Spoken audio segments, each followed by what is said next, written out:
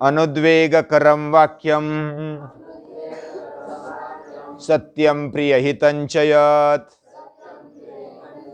स्वाध्यायाभ्यसनं चैव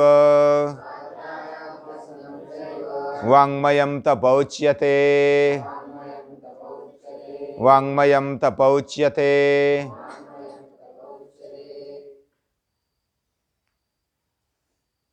16वें अध्याय से लेकर के पुरुषोत्तम बनने के लिए क्या क्या करना चाहिए, ये भगवान श्री कृष्ण बता रहे हैं। 15वें अध्याय में ये गुह्य ज्ञान अगर हम जानते हैं तो हमारा जीवन बुद्धिमान बनता है और हम कृतकृत्य हो जाते हैं, जीवन का सार्थक बन जाता है। और उसके लिए शास्त्र को प्रमाण मानकर दैवी संपत्ति को हमारे जीवन में लाना चाहिए। और दैवी संपत्ति को लाने के लिए अभ्यास की, शास्त्र के अभ्यास की आवश्यकता है और श्रद्धा की भी आवश्यकता है। श्रद्धा तो मूल रूप में हमारे जीवन में है ही, श्रद्धामयोऽयं पुरुषः। फिर भी सात्विक श्रद्धा होना ये बहुत बड़ी बात है। कोई कोई बोलते हैं श्रद्धावान भोले भाले रहते हैं, लेकिन जो भी शास्त्रज्ञ हुए, विचारवंत हुए, उनकी भी ज्ञान पर श्रद्धा है। अपने अंदर पड़े हुए जो भी ज्ञान है, सृष्टि के अंदर और हमारे अंदर ज्ञान पड़ा हुआ है। जैसा गुरुत्वाकर्षण इस सृष्टि में है, वो पता चला, बस ये बात हुई तो ज्ञान हो गया। यानी ज्ञान तो है, सिर्फ हमें समझने की आवश्यकता है, हमें उसको जागृत करने की आवश्यकता है। और यही एजुकेशन होता है, टू ड्रॉ आउट, यानी जो अंदर है उसको बाहर निकालना, यही शिक्षण होता है। तो ये मूल पड़ा हुआ है, इस पर तो श्रद्धा रखनी पड़ेगी, विश्वास रखना पड़ेगा। विश्वास के बिना दुनिया नहीं चलती है। कई कई बोलते हैं विश्वास अगर रखेंगे तो हम धंधा नहीं कर पाएंगे, उद्योग नहीं कर पाएंगे। थोड़ा थोड़ा तो झूठा बोलना ही पड़ेगा, लेकिन ऐसी बात नहीं है। आज तक जो भी ज्यादा देर तक, लंबे समय तक व्यापार करते रहे, उद्योग करते रहे, वह बहुत ही पारदर्शी जिन्होंने किया, प्रामाणिकता से किया, सत्य की राह पर चलते हुए किया, वो ज्यादा टिके, वही ज्यादा लंबे अरसे तक धंधा कर सके, उद्योग कर सके। लेकिन जो दूसरों का पैसा या तो धन वस्तु मेरे पास कैसे आ जाए, एन केन प्रकारेण, ऐसा जो सोचते हैं, वह ज्यादा देर तक, लंबे समय तक धंधा पानी या तो उद्योग नहीं कर सकते। ये साधारण जीवन में भी ऐसा है। तो ऊंचा उठने के लिए प्रामाणिकता बहुत जरूरी है। इसलिए अभयम के बाद सत्व संशुद्धि कहा। और ये शास्त्र को प्रमाण मानते हुए समझकर इसको उठाना है, अभ्यास करते हुए इसको उठाना है। ऐसा अगर है तो फिर श्रद्धा ये कौन सा रोल अदा करती है।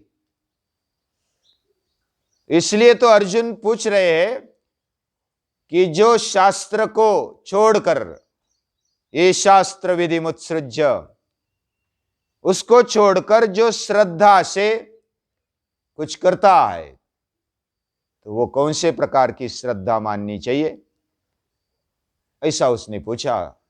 तो उसके उत्तर में भगवान ने कहा कि श्रद्धामय ही है पुरुष या तो मनुष्य। उसमें स्त्री पुरुष आबाल वृद्ध सभी आ गए। वह श्रद्धामय ही है, लेकिन कैसी श्रद्धा होना यह बहुत जरूरी है। तो राजस नहीं, तामस नहीं, सात्विक श्रद्धा होनी चाहिए। और इस श्रद्धा से हमारा जीवन बनता है, चरित्र बनता है।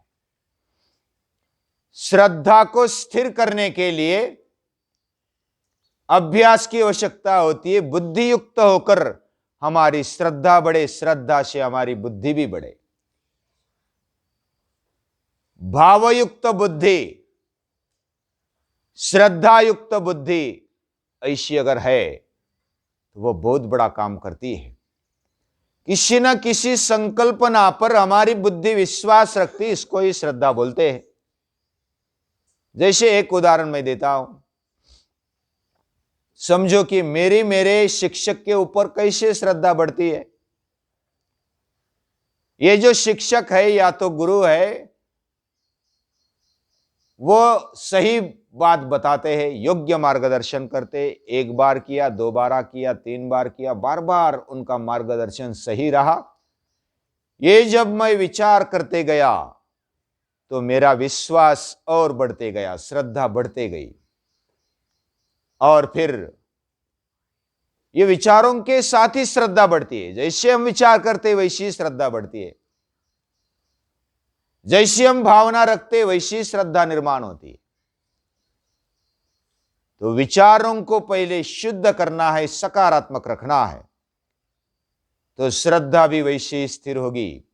श्रद्धा तो है ही, उसको सकारात्मक रखना, उसको उन्नति की ओर ले जाना, उसको सही जगह पर स्थापित करना, यह हमारे हाथ में है। श्रद्धा एक बार रखी तो फिर बार बार चेक करने की आवश्यकता है क्या? तो गीता कहती है हां, आवश्यक है। डोळस श्रद्धा यानी कि आंख वाली श्रद्धा होनी चाहिए। श्रद्धा तो सिद्धांत पर या तो मूल चैतन्य पर होनी चाहिए और उसको हमारे लेवल पर समझने के लिए बार बार प्रश्न पूछने चाहिए। तद्विद्धि प्रणिपातेन परिप्रश्नेन सेवया। तो परिप्रश्न, बार बार प्रश्न, जब तक हम समझते नहीं है, बुद्धि से उठाते नहीं है, तब तक प्रश्न पूछने चाहिए। यह श्रद्धा हमारे जीवन को उठाती है। और ऐसी श्रद्धा स्थिर करने के लिए केवल विचार ही नहीं, हर एक इंद्रिय का जो आहार है वह अच्छा होना चाहिए। तो आहार के बारे में बताया, जैसे हम आहार करते हैं वैसा ही हमारा मन बनता है। मन में श्रद्धा निर्माण होती है, मन भाववान होता है, भावनिक होता है, और जो उठाता है वो करने लगता है। ये मन बड़ा पावरफुल है, उसको और करना चाहिए।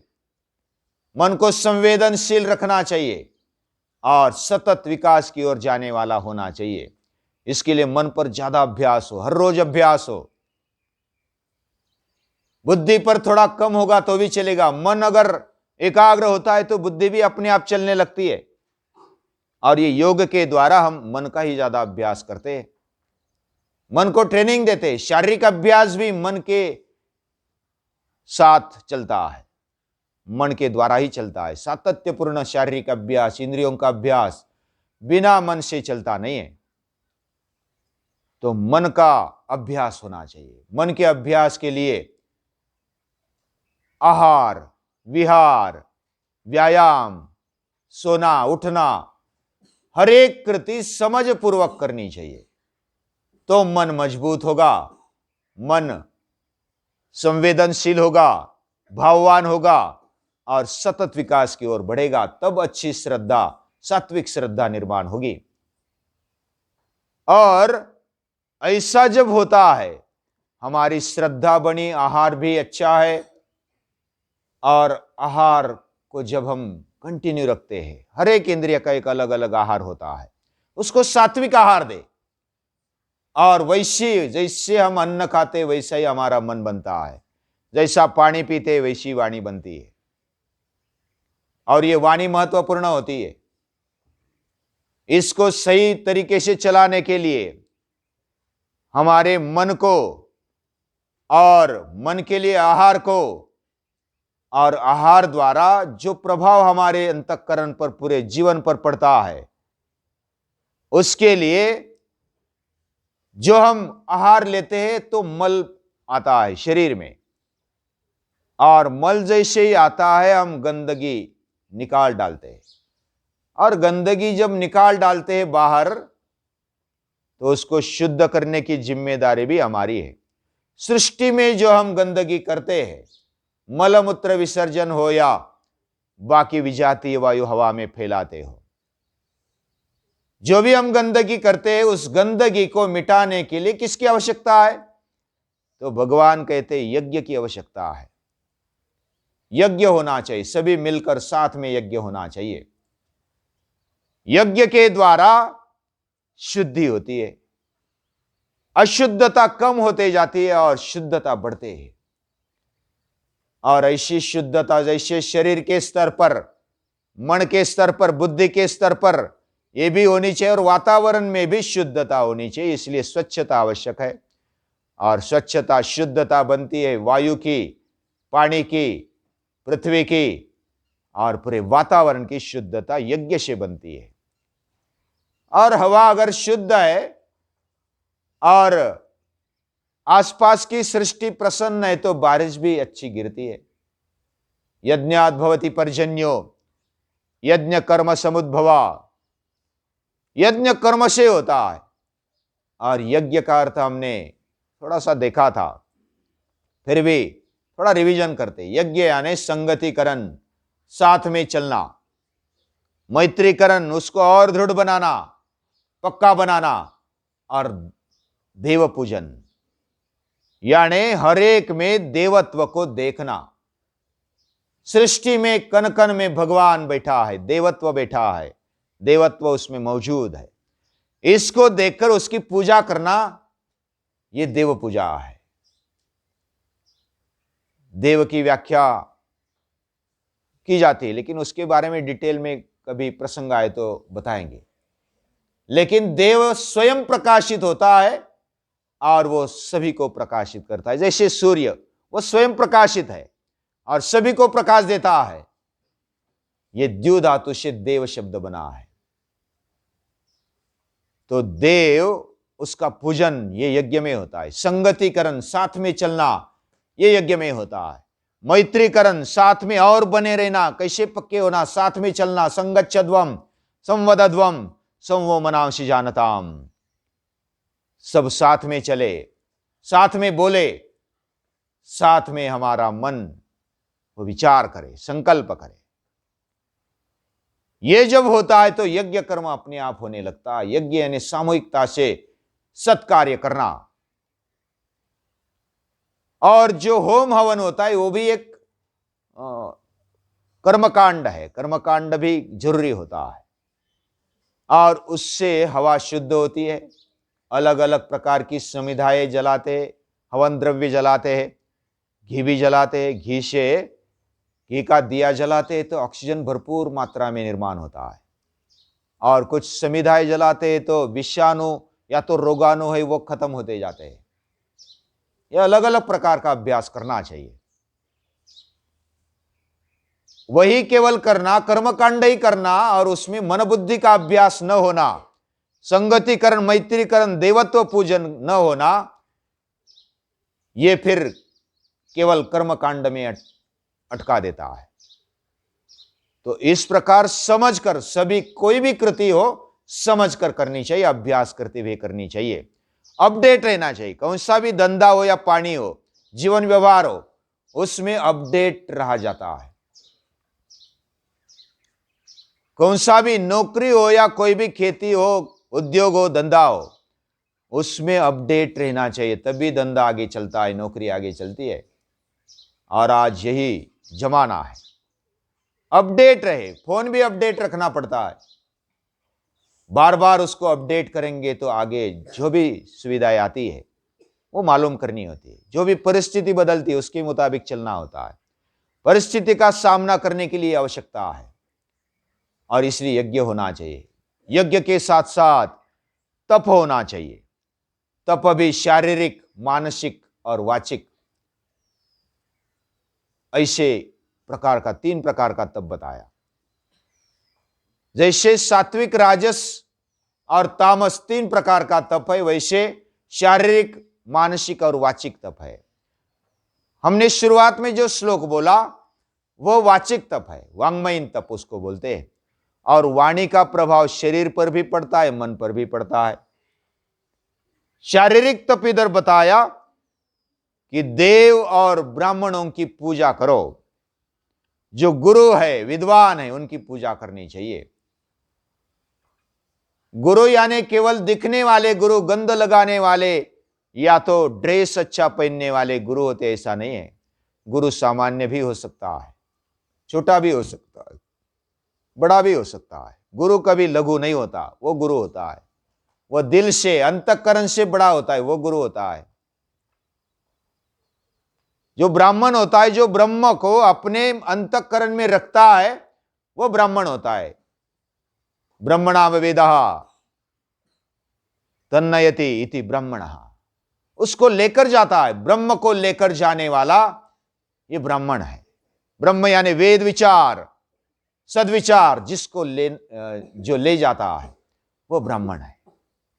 ऐसे ब्राह्मणों की सेवा करना, उनका पूजन करना, देव का पूजन करना। जैसे सूर्य का हम पूजन करते, सूर्य को केवल हाथ से नमस्कार किया तो हो गया काम, ऐसा नहीं।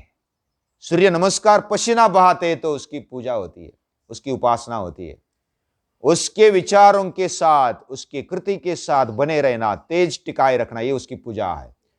वैसे जिसकी पूजा की जाती वैसा बनते हैं, तो उसकी पूजा शुचिता, शुद्धता, सरलता और ब्रह्मचर्य, अहिंसा का पालन, ये शारीरिक तप है। उसी प्रकार जो वांग्मयीन तप कहा गया वो अनुद्वेगकरम वाक्यम, उद्वेग न कराने वाला, न करने वाला वाक्य हमारे मुंह से निकलना चाहिए। ये बहुत बड़ी बात है। बहुत सारे झगड़े कब होते हैं? झगड़े हमारी वाणी से होते। वाणी अच्छी नहीं निकलती, वह कैसी हो? सत्य हो, लेकिन कड़वी ना हो, प्रिय हो और हितकारी हो। सत्यम प्रिय हितंचयत। और ये कब होता है? अभ्यास के द्वारा। स्वाध्याय जब करते, खुद का अभ्यास करते, स्वाभ्यास, स्वाध्याय, ये स्वाध्याय है। खुद की खोज, ये स्वाध्याय है। पूजनीय दादाजी ने स्वाध्याय की एक पूरी मूवमेंट खड़ी कर दी और एक अल्टरनेटिव समाज बनाया। ये खुद का अभ्यास करो, खुद से आगे बढ़ो।